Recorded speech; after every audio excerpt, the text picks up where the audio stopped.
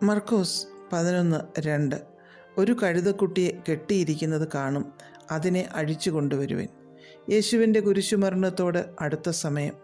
യേശുവിന് ജനം ഹോശന്ന പാടേണ്ടിയതും യേശു യെരുശലേം ദേവാലയത്തിലേക്ക് കഴുതക്കുട്ടിയുടെ പുറത്ത് ചെല്ലേണ്ടതുമായ സമയം.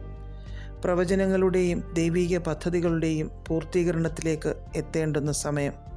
യേശു 2 ശിഷ്യന്മാരോട് എതിരെയുള്ള ഗ്രാമത്തിൽ ചെന്ന് കെട്ടിയിരിക്കുന്ന ഒരു കഴുതക്കുട്ടിയെ അഴിച്ചു കൊണ്ടുവരുവാൻ കൽപ്പിച്ചു. ആരും കയറിയിട്ടില്ലാത്ത ഒരു കഴുതക്കുട്ടി. ആ ഗ്രാമത്തിൽ വേറെ എത്രയോ കഴുതക്കുട്ടികൾ ഉണ്ടായിരുന്നായിരിക്കാം. എന്നാൽ യേശുവിന് വേണ്ടിയിരുന്നത് ഇതിനെയായിരുന്നു. പോയ ശിഷ്യന്മാർക്ക് വഴിതെറ്റി വേറെ ഏതെങ്കിലും കഴുതക്കുട്ടിയുടെ അടുത്ത് പോയോ? ഇല്ല. എത്തേണ്ടയിടത്ത് അവരെത്തി. യേശു കർത്താവ് നമ്മെ ഒരു ദൗത്യത്തിനായി കണ്ടിട്ടുണ്ട് എങ്കിൽ എത്ര വലിയ കെട്ടുകൊണ്ട് കെട്ടപ്പെട്ടതാണെങ്കിലും നമ്മെ പുറത്തു കൊണ്ടുവന്നിരിക്കും. കഴുതക്കുട്ടി നിസ്സഹായതയിൽ നിൽക്കുമ്പോൾ അധികാരത്തോടെ പറഞ്ഞയച്ചവർ ചെന്നപ്പോൾ കെട്ടിയവർ നിശബ്ദരായി നോക്കി നിൽക്കേണ്ടി വന്നു.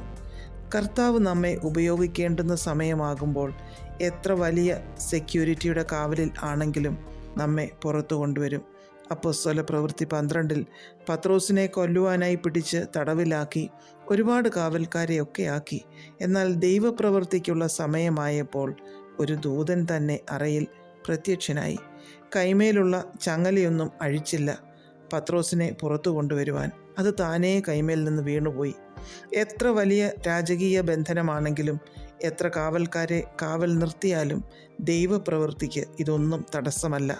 ദൈവത്തിൻ്റെ വാക്കുകൾക്ക് മുൻപിൽ, ദൈവ സാന്നിധ്യത്തിന് മുൻപിൽ സകലതും പൊട്ടിമാറും. പൈശാചിക കോട്ടകൾ തകരും, അവരുടെ ആശ നശിച്ചു പോകും. അപ്പോസ്തലപ്രവൃത്തി 16 പൗലോസിനെയും ശീലാസിനെയും കാരാഗൃഹത്തിലാക്കിയെങ്കിലും കാരാഗൃഹ പ്രമാണിയുടെയും കുടുംബത്തിൻ്റെയും രക്ഷയുടെയും സ്നാനത്തിൻ്റെയും സമയമായപ്പോൾ അവരെ കർത്താവ് ഒരു വലിയ ഭൂകമ്പത്തെ അയച്ച് പുറത്തു കൊണ്ടുവന്നു. നമ്മുടെയൊക്കെ ജീവിതത്തിൽ ഏതൊക്കെ മേഖലയിൽ, ഏതൊക്കെ രീതിയിൽ, ഏതൊക്കെ വമ്പൻ പൈശാചിക ശക്തികൾ നമ്മെ ബന്ധിച്ചു നിർത്താൻ ശ്രമിച്ചാലും സാധ്യമല്ല.